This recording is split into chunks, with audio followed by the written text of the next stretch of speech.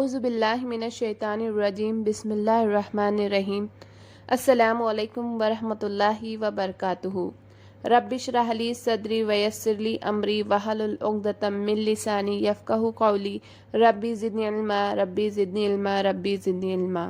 تو دیکھیے آج کا ہمارا عنوان ہے کہ اسلام میں نماز کی اہمیت کیا ہے اور کس طرح سے ہمیں اس کو اہمیت دینی چاہیے اور اس کا مقام ہمارے دین میں کیا بتایا گیا ہے۔ تو دیکھیے اسلام میں تمام عبادتوں میں سب سے پہلے نمبر پر جو عبادت کا ذکر آتا ہے وہ ہے نماز یعنی کہ صلاۃ۔ ان تمام عبادات میں نماز کو جو اہمیت و فضیلت حاصل ہے وہ کسی بھی صاحب ایمان اہل نظر سے پوشیدہ نہیں ہے۔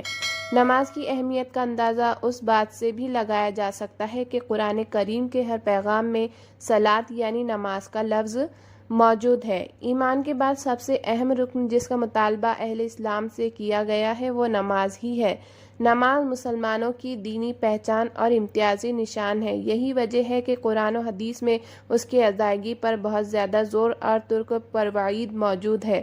فرمان نبی صلی اللہ علیہ وسلم ہے کہ نماز کی دین میں وہی اہمیت ہے جو انسانی جسم میں سر کی ہے یعنی کہ ہمارے ہیڈ کی ہے۔ دوسری جو ہے تو حدیث یہ بھی آتی ہے کہ مومن اور کافر کے درمیان فرق کرنے والی چیز صرف اور صرف نماز ہے، لہٰذا جس نے اسے چھوڑا اس نے کفر کیا۔ یہ حدیث جو ہے تو جامع ترمذی سے ماخوذ ہے۔ اس وعید سے اندازہ لگایا جا سکتا ہے کہ اسلام میں نماز کی اہمیت کتنی زیادہ ہے اور ہم اسے کس طرح سے ٹریٹ کرتے ہیں۔ دیکھیے آج کل ہم اتنے زیادہ مصروف ہوتے ہیں، اتنے زیادہ بزی ہوتے ہیں کہ ہم سوچتے ہیں کہ سب سے پہلے ہمارا کام مکمل ہو جائے اس کے بعد ہم دیکھیں گے نماز پڑھ لیں گے، لیکن یہ بہت زیادہ بڑی بہت زیادہ اللہ تعالیٰ کو جو ہے تو غضب دلانے والی چیز ہے۔ دیکھیے جو چیز جس قدر اہم اور ضروری ہوتی ہے اس کے کرنے پر اجر و ثواب بھی اسی قدر زیادہ ملتا ہے۔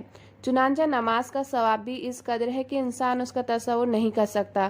لیکن 5 وقت نمازوں میں فجر کی نماز کی اہمیت و فضیلت بھی سب سے زیادہ ہے اور اس کی ادائیگی پر اجر و ثواب بھی دیگر 4 نمازوں سے زیادہ ہے۔ اس کی وجہ یہ ہے کہ فجر کے وقت دنیا نیند کے آغوش میں ہوتی ہے اور خواب اور نیند کے مزے لے رہی ہوتی ہے۔ کسی کا بھی دل نہیں چاہتا ہے کہ اٹھ کر وہ نماز پڑھے۔ لوگوں پر غفلت اور سستی کی چادر تنی ہوئی ہوتی ہے۔ ایسے میں نرم و گرم آرام دہ بستر کو چھوڑ کر اللہ کی اطاعت و محبت میں بارگاہ الہی میں سجدہ زیر ہونا بڑا مشقت اور نفس کو زیر کرنے جیسا مشکل کام ہے۔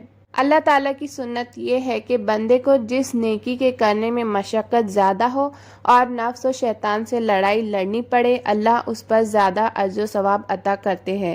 ایک روایت میں ہے کہ جس نے 2 ٹھنڈے وقت کی نمازیں یعنی کہ فجر اور عصر یہ جو 2 نمازیں ادا کر لی وہ جنت میں داخل ہوگا، یعنی آپ صلی اللہ علیہ وسلم نے فجر و عصر ادا کر لینے والے کو جنت کی بشارت سنائی ہے۔ ایک اور روایت میں ہے کہ رسول اللہ صلی اللہ علیہ وسلم نے ارشاد فرمایا جو شخص عشاء کی نماز با جماعت ادا کرے گا اسے آدھی رات کے قیام کا ثواب ملے گا انشاءاللہ تعالی۔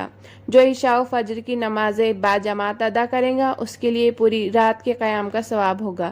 جو شخص قیامت کے دن 5 نمازیں لے کر آیا اس حال میں کہ اس نے ان کے وضو، اوقات، رکوع و سجود کا مکمل خیال کیا ہو، ان میں سے بالکل بھی کسی چیز کی کمی نہ کی ہو، تو جب وہ آئے گا تو اس کے لیے اللہ تعالیٰ کے ہاں عہد نامہ ہوگا کہ اللہ تعالیٰ اسے عذاب نہ دے گے۔ اور جو اس حال میں آیا کہ ان میں سے کسی چیز کی کمی کی ہوئی ہوگی تو اس کے لیے اللہ تعالیٰ کے ہاں کوئی پروانۂ امن نہیں، اللہ تعالیٰ چاہے تو اس پر رحم کر دے اور چاہے تو عذاب دے دے۔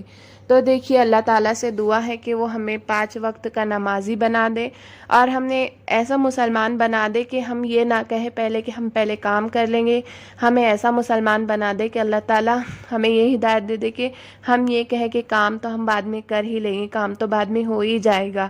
ہم سب سے پہلے اللہ کے آگے جھک جاتے ہیں، ہم سب سے پہلے نماز ادا کر لیتے ہیں، اس کے بعد ہم ہمارے کام کریں گے۔ اللہ تعالیٰ ہمیں مجھے آپ کو سبھی کو کہنے سننے سے زیادہ عمل کرنے کی توفیق دے۔ وآخر دعوانا ان الحمد للہ رب العالمین۔